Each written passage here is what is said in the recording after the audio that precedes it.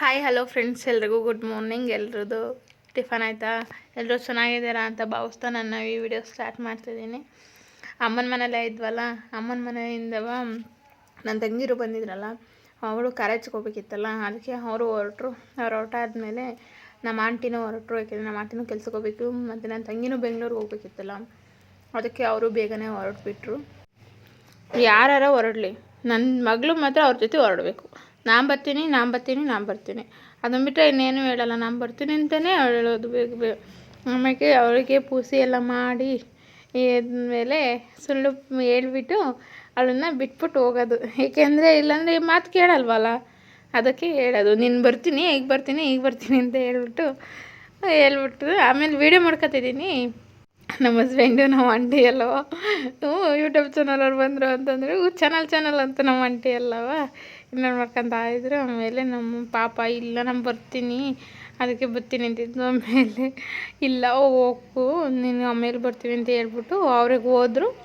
ನಮ್ಮ ಆಂಟಿರು ಇದ್ದರು. ಆದಮೇಲೆ ನಾವು ಹೊರಟ್ವಿ. ಏಕೆಂದರೆ ಟೈಮ್ ಆಗಿಬಿಡುತ್ತೆ, ಜಾತ್ರೆ ಆಯಿತು, ಜಾತ್ರೆಗೆ ಹೋಗ್ಬೇಕಿತ್ತಲ್ಲ ಅಂತ. ಆಮೇಲೆ ನಾವು ಬಂದು ಸ್ವಲ್ಪ ದೂರ ಬಂದಿದ್ದೀವಿ. ನಾವು ಅಪ್ಪಾಜಿ ದುಡ್ಡು ಕೊಟ್ಟಿದ್ದಾರೆ, ನನಗೆ ದುಡ್ಡು ಬೇಕು ಅಂತ ಹೇಳ್ತಿದ್ದಾಳೆ. ಆಮೇಲೆ ಹೋಗಿ ಮನೆ ಹತ್ರ ಮತ್ತೆ ದುಡ್ಡು ತಗೊಂಬಂದು ಅಲ್ಲಿಂದ ಹೊರಟ್ವಿ. ಬರ್ತಾಯಿದ್ದೀವಿ. ಅರ್ಧ ದೂರಕ್ಕೆ ಬಂದಮೇಲೆ ಮಳೆ ಸ್ಟಾರ್ಟ್ ಆಗಿಬಿಟ್ಟೈತಿ. ಮಳೆ ಅಂದರೆ ಸಿಕ್ಕಾಪಟ್ಟೆ ಮೋಡ. ನಾವು ಬರಬೇಕಾದ್ರೆ ಮಳೆಲ್ಲ ನಿಂತೋಗಿತ್ತು, ಅರ್ಧಕ್ಕೆ ಮಳೆ ಬಂದು. ಅದಾದಮೇಲೆ ಬೈಕಿಂದು ಸ್ವಲ್ಪ ಏನೋ ನಟ್ಟೇನೋ ಲೂಸ್ ಆಗಿತ್ತಂತೆ, ಆ ನಟ್ಟು ಹಾಕ್ಸ್ಬೇಕಿತ್ತು. ಅದಕ್ಕೆ ನಟ್ಟು ಹಾಕ್ಸೋಕೆ ಅಂತೇಳಿ ಹೋಗಿ ಅಂಗಡೀಲಿ ನಟ್ಟು ತಗೊಳಕ್ಕೆ ಹೋದ್ವಿ. ಆ ನಟ್ಟು ಅವ್ರು ತಗೊಟ್ಟಿದ್ದು ಅದು ನಂಬರ್ ಏನೋ ಇರುತ್ತಂತಲ್ಲ, ಆ ನಂಬರ್ ಮ್ಯಾಚ್ ಆಗಲಿಲ್ಲ. ಅದಕ್ಕೆ ಬಿಟ್ಬಿಟ್ಟು ನಮ್ಮ ಹಸ್ಬೆಂಡು ಬೇರೆ ಕಡೆಗೆ ಹೋದರು.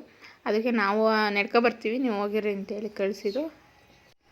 ಅವ್ರು ಅಲ್ಲಿಗೆ ಹೋಗಿ ಗಾಡಿಯೆಲ್ಲ ರಿಪೇರಿ ಮಾಡಿಸ್ತಿದ್ರು. ನಾವು ಅದಕ್ಕೆ ಸುಮ್ಮನೆ ನಡ್ಕೊಂಡು ಹೋಗೋಣ ಅಂತೇಳಿ ಟೈಮ್ ಪಾಸ್ ಆಗುತ್ತೆ ಅಂತ ಹೇಳಿ ಅಲ್ಲಿಂದ ಬಂದು ಗಾಡಿ ಎಲ್ಲ ರಿಪೇರಿ ಎಲ್ಲ ಮಾಡಿಸ್ಕೊಂಡ್ವಿ.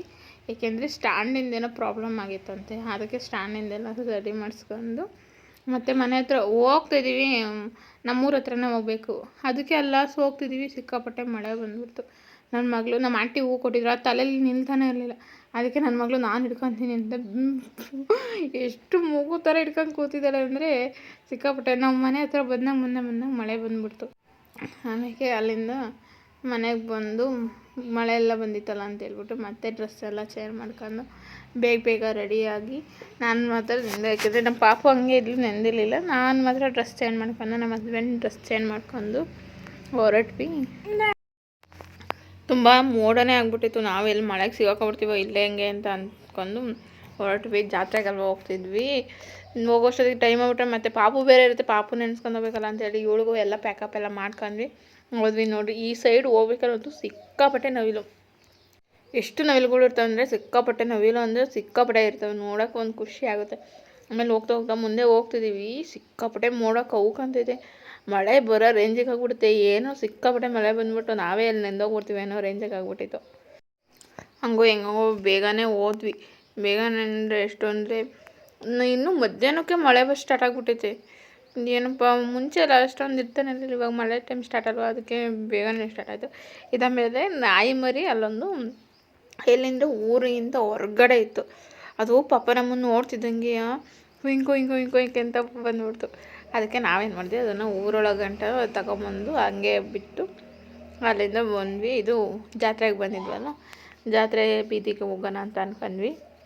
ಆಮೇಲೆ ಜಾತ್ರೆ ಬೀದಿಗೆ ಇವಾಗ ಹೋಗೋಕ್ಕಾಗಲ್ಲ, ರಶ್ ಇರುತ್ತೆ. ನೈಟು DJ ಬೇರೆ ಇತ್ತು, ಅದಕ್ಕೆ ಸಿಕ್ಕಾಪಟ್ಟೆ ರಶ್ ಇರುತ್ತೆ ಅಂತ ಹೇಳ್ಬಿಟ್ಟು ಅಲ್ಲೇ ಪಕ್ಕದವರು ಇನ್ನೊಂದು ಇದ್ದಾರೆ ರಿಲೇಷನ್ ಮನೆ, ಮತ್ತು ಅವರು ಫೋನ್ ಮಾಡಿದರು ಬಂದಿಲ್ವಲ್ಲ ಅಂತೇಳಿ. ಮತ್ತೆ ಅವ್ರ ಮನೆಗೆ ಹೋಗೋಣ ಅಂತ ಹೇಳ್ಬಿಟ್ಟು ಹೊರಟ್ವಿ. ನೋಡ್ರಿ, ಇಲ್ಲಿ ಲೈಟಿಂಗ್ಸ್ ಅಂತೂ ಏನು ಸಕ್ಕದಾಗಿ ಹಾಕಿದ್ದಾರೆ. ಸಿಕ್ಕಾಪಟ್ಟೆ ಲೈಟಿಂಗ್ಸ್ ಹಾಕಿರ್ತಾರೆ. ಮತ್ತು ಜಾತ್ರೆ ಒಳಗೂ ಅಷ್ಟೇ ಸಿಕ್ಕಾಪಟ್ಟೆ ಚೆನ್ನಾಗಿರುತ್ತೆ. ಜಾತ್ರೆ ಒಳಗೆ ಹೋಗಿರಲಿಲ್ಲ ನಾವು, ಹೋಗಿದ್ದು ಬೆಳಗ್ಗೆ ಜಾತ್ರೆ.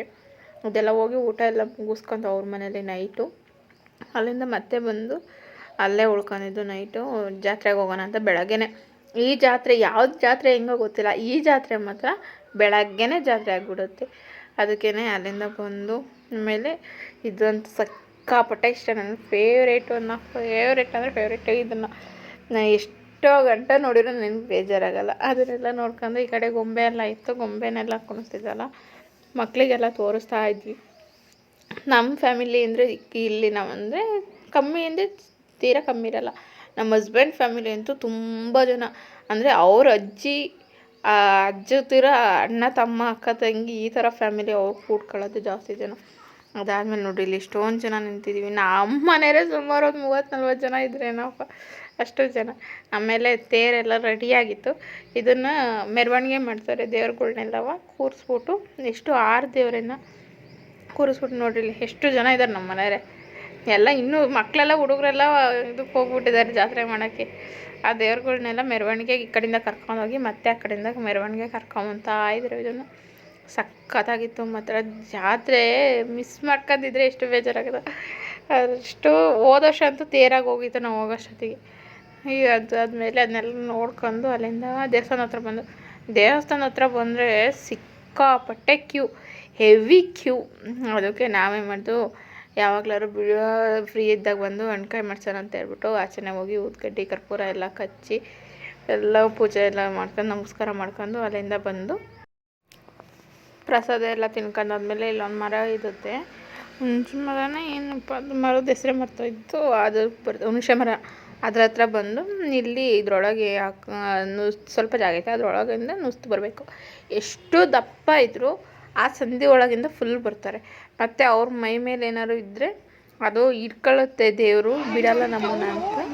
ಅದೊಂದು ನಂಬಿಕೆ ಇಲ್ಲಿ ಜನದ್ದು. ಒಂದು ನಂಬಿಕೆ ಅಂತ ನಮ್ಮ ನಂಬಿಕೆನೂ ಅದು ಜನದ್ದು.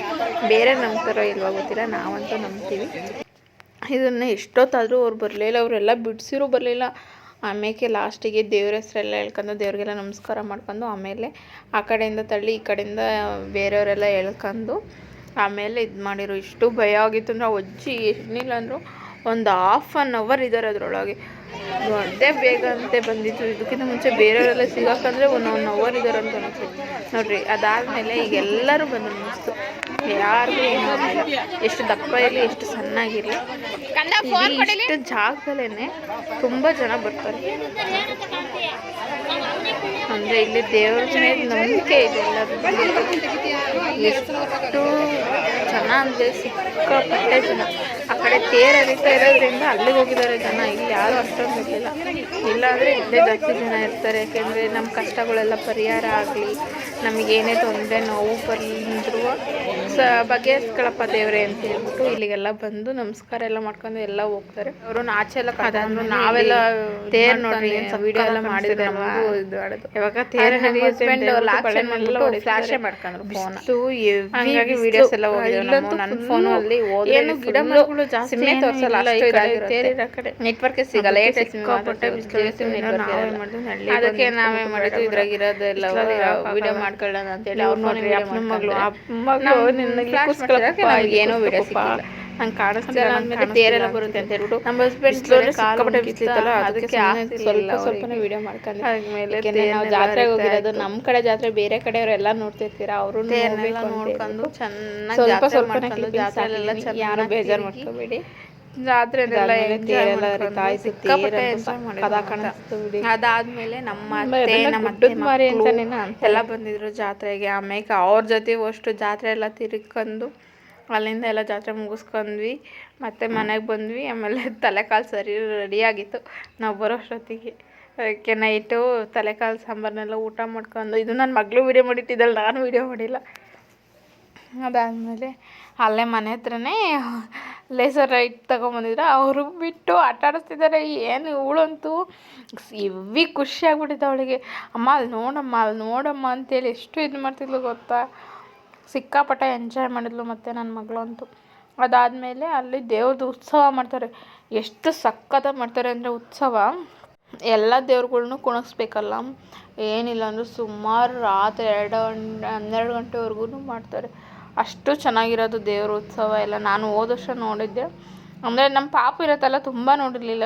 ಈ ವರ್ಷ ನೋಡೋಣ ಜಾಸ್ತಿ ಅಂತ ಹೇಳ್ಬಿಟ್ಟು ಹೋಗಿದ್ರೆ ಏನಂದರೆ ಆರ್ಕೆಸ್ಟ್ರಾ ಇಟ್ಕೊಂಡಿರೋದ್ರಿಂದ ಜಾಸ್ತಿ ಟೈಮ್ ದೇವ್ರುಗಳ್ನೇನೂ ಕುಣಿಸ್ಲಿಲ್ಲ.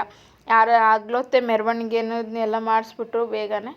ಆಮೇಲೆ ಜಾತ್ರೆ ಒಳಗೆಲ್ಲ ಮಾಡಿಸಿದ್ರಲ್ಲ ಮೆರವಣಿಗೆ, ಅಲ್ಲಿಂದ ಬಂದು ಮುಗಿಸ್ಕೊಂಡು ದೇವ್ರನ್ನೆಲ್ಲ ಕುಣಿಯೋದೆಲ್ಲ ನೋಡ್ತಿದ್ವಿ. 1-2 ದೇವ್ರೇನೋ ಕುಣಿದು 2-3 ದೇವ್ರ ಹೆಸ್ರುಗಳೇ ಗೊತ್ತಿಲ್ಲ ನನಗೆ, ಯಾಕೆಂದರೆ ನಾವು ಹೋಗಿದ್ದು ನೆಂಟ್ರಲ್ವ ಅದಕ್ಕೆ. ಇದು ದೇವ್ರನ್ನೆಲ್ಲ ಕುಣಿಸ್ತಾಯಿದ್ದು ಸಕ್ಕತ್ತಾಗಿ ಕುಣಿತೀವಿ ಮಾತ್ರ ದೇವರಂತೂ ಇಲ್ಲಿ. ದೇವ್ರನ್ನೆಲ್ಲ ಇದಾದರೆ ಮತ್ತೆ ಇನ್ನೊಂದು ಅದಕ್ಕೂ ಮನೆ ಮುಗಿಸಿದ್ರೆ ಬೇಗ ಬೇಗ ಆಗ್ಬೋದು ಅಂತ ಹೇಳ್ಬಿಟ್ಟು, ಏಕೆಂದರೆ 2 ದೇವ್ರಿಗೆ ಮನೆ ಹಾಕ್ಸ್ಬೇಕಿತ್ತಲ್ಲ, ಅದಕ್ಕೆ ಆ ದೇವ್ರಿಗೂ ಮನೆ ಹಾಕ್ಸಿ ಮತ್ತು ಇನ್ನೊಂದು ದೇವ್ರು ಬಂತಲ್ಲ, ಆವಾಗ ಆ ದೇವರು ಚಿಕ್ಕ ಮಗುನ ಕರೆಸ್ಕೊಂಡು ಚಿಕ್ಕ ಮಗು ಕೈಲಿ ಮನೆ ಹಾಕಿಸ್ತಾ ಇತ್ತು. ಎಷ್ಟು ಸಖತ್ತಾಗಿ ಆಗ್ತಿತ್ತು ಗೊತ್ತಾ ಚಿಕ್ಕ ಮಗು ಕೈಲಿ. ಅದನ್ನು ವೀಡಿಯೋ ಮಾಡ್ಕೊಳ್ಳೋಣ ಅಂದರೆ ನೋಡ್ರಿ, ಇಲ್ಲಿ ಇವಿ ಹಿಂಗೆ ನಿಂತ್ಕೊಬಿಟ್ಟಿದ್ದಾರೆ ಜನ ಎಲ್ಲ.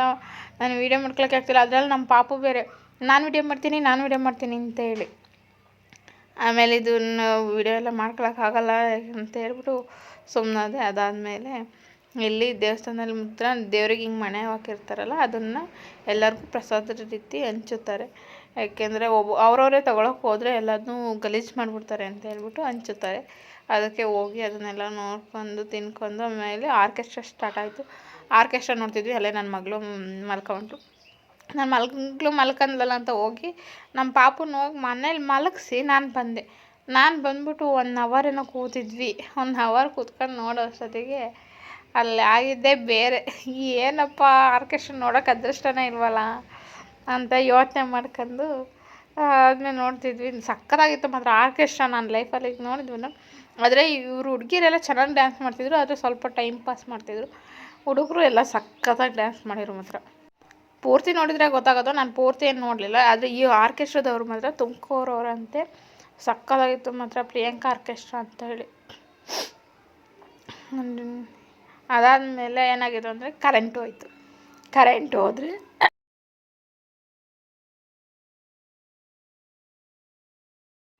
ಏನಿಲ್ಲ ಅಂದರೂ ಒಂದು ½ ಅನ್ ಅವರ್ ಕಾದ್ವಿ. ½ ಅನ್ ಅವರ್ ಕಾದರೂ ಯಾರೂ ಬರಲಿಲ್ಲ, ಕರೆಂಟ್ ಬರಲಿಲ್ಲ. ಅದಕ್ಕೆ ಎಲ್ಲ ಎದ್ದಿದ್ದು ನಾವು ಎದ್ದು ಬಂದು ಆ ಕಡೆ ಎಲ್ಲ ಮನೆ ಕಡೆ ಹೊರಟಾದ್ಮೇಲೆ ನಾವು ಆ ಕಡೆ ಎದ್ದು ಬಂದ್ಬಿಟ್ಟು ಇಷ್ಟ ಆಗಿತ್ತು ನನ್ನ ವಿಡಿಯೋ. ಪ್ಲೀಸ್ ಎಲ್ಲರೂ ಸಪೋರ್ಟ್ ಮಾಡಿ, ಪೂರ್ತಿ ವಿಡಿಯೋ ನೋಡಿ ಪ್ಲೀಸ್. ನಿಮ್ಗೆ ಕೇಳ್ಕೊಳ್ಳೋದು ಇಷ್ಟೇ, ಪೂರ್ತಿ ವಿಡಿಯೋ ಯಾರೂ ಸ್ಕಿಪ್ ಮಾಡಬೇಡ್ರಿ. ಸ್ಕಿಪ್ ಮಾಡ್ದಂಗೆ ಫುಲ್ ವಿಡಿಯೋ ನೋಡಿ. ಯಾರೇ ನನ್ನ ವಿಡಿಯೋ ನೋಡ್ತಿದ್ದೀರಿ ಅವ್ರಿಗೆಲ್ಲ ಥ್ಯಾಂಕ್ಸ್ ಫಾರ್ ವಾಚಿಂಗ್.